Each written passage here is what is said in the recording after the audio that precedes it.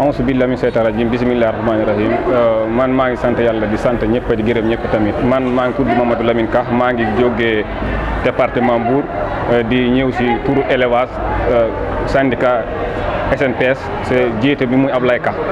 ñun liñ problème mooy ñun dañoo war a dimbali si poson bi nga xam ñu ngi poson suñu jur yi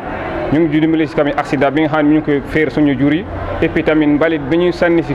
def si ay mbuus bu ñu sañoon tamit mbuus mi tamit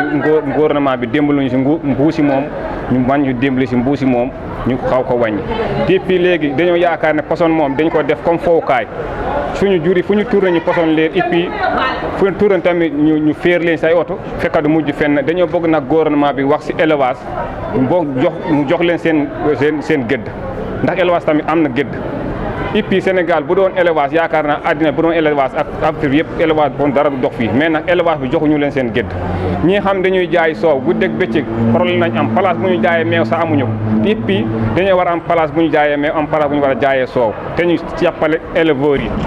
loolu la ñu bëgg ngeen état bi mu xool ci wax ci poson bi ñuy poson jur yi état bi wax ci oto yi féer ci jur yi état bi wax ci mbedd yi nga xam ne ñu ngi xat mbedd bépp problème bu am diggante sàmmkat ak béykat mbedd yi xat yi moo ko indi dañoo bëgg ñu daggal ñu mbedd yi mu leer mu defar ñu mbalka yu taxaw seen place ñu war a taxawe mu defar ñu déeg yi nga xam ne bu ñu nekkee ci kaw tool yi tamit déeg yi ñëw nga béy ba ci bi kaw déeg jur war fa naani bu fa naanee nga ne du fi jaar bu yaay bi mu indi problème diggante sàmmkat ak béykat tamit loolu état bi war na ci war a taxaw état bi taxaw ci poson bi état lépp problème bu fi am diggante sàmmkat béykat xatal bi moo tax léegi tamit nga yor sa fetel fu xooloo ci dara lu dul dóor nag bal mu dee wala nga gor nag mu dee et puis tamit du mujj fenn wala nga fetal borom tamit loolu tamit état bi war na ci mën a taxaw ñun nag bëgguñu dara lu dul jàmm ak salaam lu ñu am jàmm moo ñu gënal waaye nag ni boo demee fekk ko ci fi muy dund nga nar ko xañ dundam nga koy jaay doole bu feyoo yaa ko def ñun bëgguñu feyu ñu ngi boo nag population bi yëpp ñu ngi wax tamit état bi yëpp ñu ngi wax tamit Sénégal yëpp la ñuy waxal képp ku ñuy dégg li ma wax ni nañ ko dégg mu xam ne sonal nañu te bëgguñu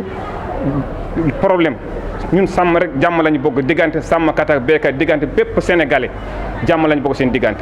bu xaatalee yaatalee mbedde yaatal déegi yaatal dindi poson bii dindi li fi nekk ñun dañuy sant yàlla sant Macky Sall sant ñëpp dama bëgg nag lii may wax nii mu egg fi mu war a egg ñun secteur de élevage dañu am problème pour xat-xat